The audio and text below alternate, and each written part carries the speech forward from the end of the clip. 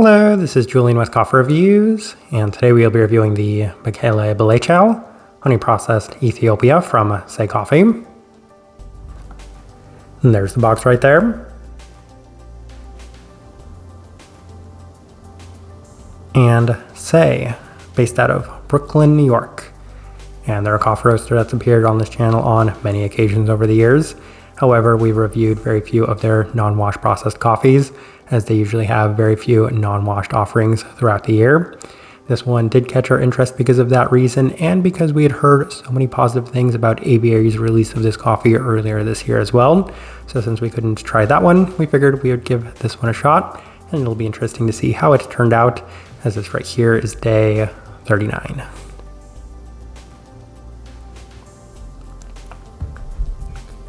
And recipe we went with for this coffee was our standard recipe, a 16:1 water to coffee ratio, brewed at 96 degrees Celsius, about 205 degrees Fahrenheit.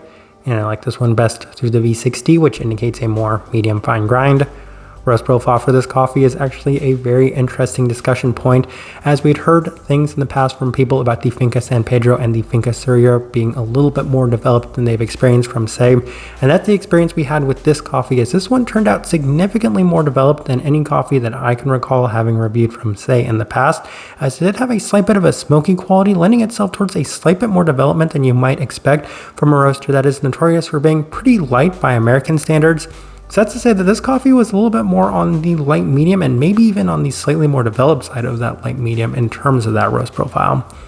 With all that out of the way, let's go and start discussing this coffee. Day 14, first impression, and we did opt for the V60, and the cup didn't start particularly well, as there was a heavier focus on the tea-like attributes in a slightly bitter sense. It did open up greatly on the cool down with much more of a fruit-forward base in line with the listed mango, but overall it was a pretty interesting start, not necessarily what I was expecting from this coffee. Day 17 through the Chemex, and it's offering a pretty similar experience this time around with a slightly heavier cup, off brew before settling into a much more fruit-forward experience. A slight bit more of the candied fruit sweetness, but also plenty of the tea-like savoriness and that bitter quality yet again. Day 20 through the April brewer, and this was the best the cup had been to this point, as there's interestingly more of a candied experience this time around, a slight bit of the savoriness and fruit-forward aspects, but overall a pretty nice day nonetheless. Day 23 through the V60, and given that this is a Say coffee, we said, okay, we'll give it the same Say treatment, and we decided to push this one a fair bit as we went more fine on the grind and we went higher on the temperatures, and it actually did feel notably roasty. And I'd felt that experience from the first couple of days, but this time it really seemed to amp up and accentuate that specific quality, as there's a notable bit of smokiness to the cup. There is more intensity as the cup does cool down, with a pretty vibrant stone fruit aspect and an even more pronounced tea-like component, lending this one to some pretty mixed results on this day. Day 26 through the Chemex with the same adjustments, and it doesn't feel quite as roasty this time around, but there's still an overall intensity of the cup being just diluted, as while the coffee did seem to have plenty of the the stone fruit forward components, the rest of it just seemed a little bit more dull, and in addition to that, there was a little bit more of a fermenty aspect to it, so this didn't necessarily seem to help with the cup on this day either. Day 29 through the V60 with our standard recipe, and it felt like it was closer to being back to normal, as there's plenty more of the listed notes this time around, with a pretty nicely defined peachy nectarine like Arnold Palmer feel to the cup. There's still a little bit more development than expected, with some slightly sweeter citric tones as well. Day 32 through the Chemex with our standard recipe, and the struggles of this coffee continue, as there's a slight bit more harshness to the cup coming predominantly in the finish. Off brew, there were some slightly cleaner fruit qualities, but the cool down skewed significantly more in the slightly smoked savory aspect with a little bit of fermentation, so a combination of things that I wasn't necessarily enjoying. I was feeling a fair bit more of the processing through the Chemex than with the V60, so that didn't really seem to help the Chemex. And for that reason, on day 35, we opted to go back through the V60 one more time, and the struggles continued, as the coffee just in general did not appear to have aged particularly well, as the smokiness lingers pretty heavily in the finish of the cup with a slightly more spiced tone, also reminiscent of what I describe as being peppercorn. In addition to that, there's a ripe stone fruit that fades with a sweeter citric and slight red berry profile that's also subtly present within the cup as well. All right, let's go ahead and put up the tasting wheel so you can see what we're getting. And we have one level 5, so let's go through that one real quick. And that is the finish level 5 So unfortunately within this coffee, the finish that seems to last quite a bit comes in a slightly more harsh, ever so slightly smoky, ever so slightly roasty sense that continuously just kind of lingers on the palate itself. In addition to that, it has plenty of that just, we'll say, roasted tea, that very strong savoriness to it as well. And those are the very strong components that are present within the finish. When I was making this tasting, I said, wow, this is actually going to be a level 5 for the finish, because this taste just seems to kind of linger for quite a bit after you've actually consumed this one. So it has a very long lasting finish, and unfortunately it's not necessarily an ideal finish within this one. Handful of level 4s. We'll start with the sweetness, level 4.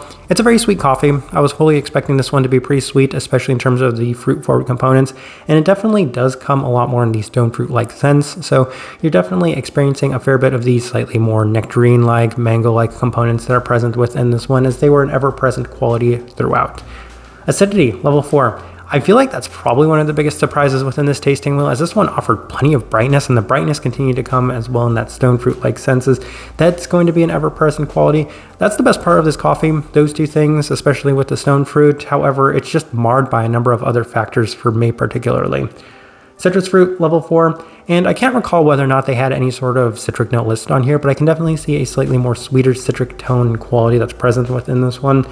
I think I did probably give this tasting a little bit of a benefit of the doubt when making it, because there was, I would say, still a little bit more faded and diluted of both of those fruit qualities towards the end. But even then, I could still see a slightly more sweet citric quality for the majority of it. So I did give it that level 4 right there with the stone fruit, which was present at that level 4. I've already mentioned that at its best, that's the most enjoyable part of this coffee for me, is a very sweet stone fruit-like sense to it that at times was reminiscent of a peach Arnold Palmer, best description I have for the coffee at its very best. But for the most part, that was an ever fleeting quality, as you got it at certain temperatures on certain days, but at other times it wasn't even present in the finish. It was more present at the forefront, and it just seems to be a little bit more inconsistent than what I might have expected for this coffee.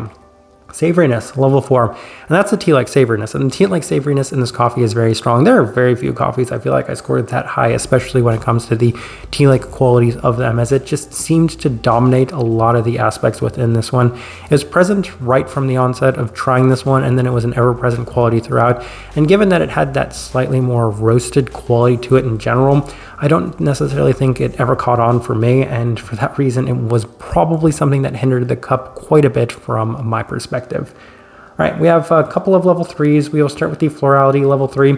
I think even at the end of the day, there's still a little bit of a floral quality, given that we are working with an Ethiopian coffee. Granted, it's still a little bit more processed of an Ethiopian coffee, but I was definitely experiencing that. Spice, level 3, I briefly mentioned that peppercorn-like quality. There's a fair bit of a spiced tea-like feel to this one, and that seemed to also kind of take away from the much more enjoyable fruit tones that were present within it. Berry fruit, level 3, I mentioned briefly that there are some red fruits, which does come with that slightly more fermenty territory, which is kind of interesting. I was able to experience that maybe a little bit more on the V60 towards some of the later days as well.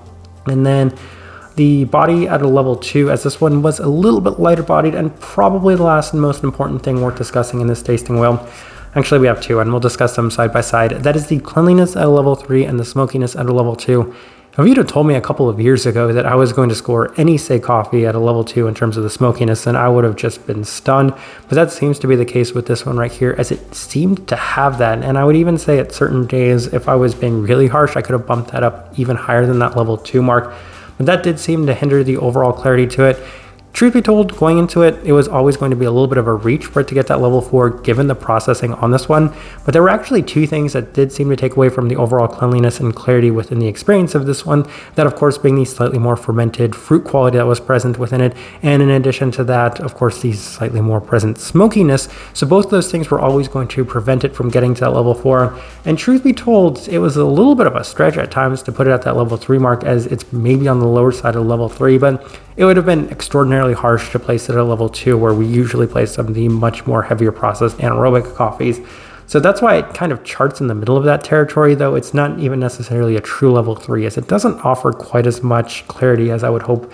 That being said, it is made up for with the, we'll say, much more defined stone fruit qualities. Those things are very nice when you're able to experience them. So there is some nice clarity in that regard to the cup.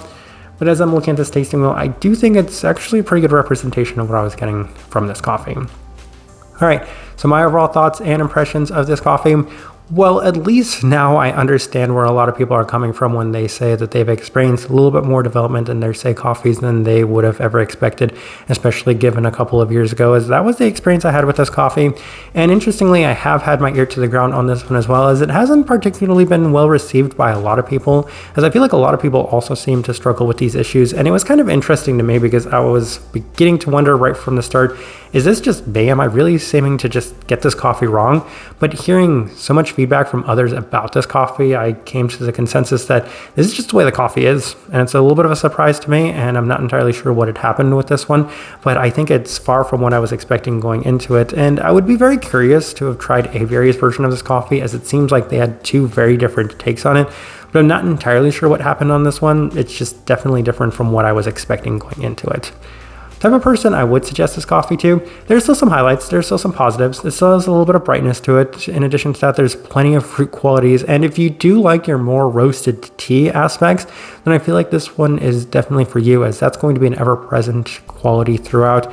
And in addition to that, it does offer some really nice sweetness and fruit intensity as well. So those that do enjoy their maybe slightly more processed coffees, even if this one's just a honey processed coffee, you're getting a lot more of that intensity in general.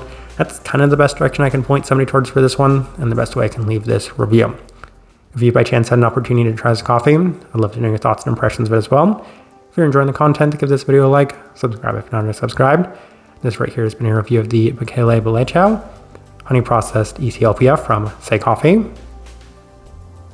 Thank you for watching.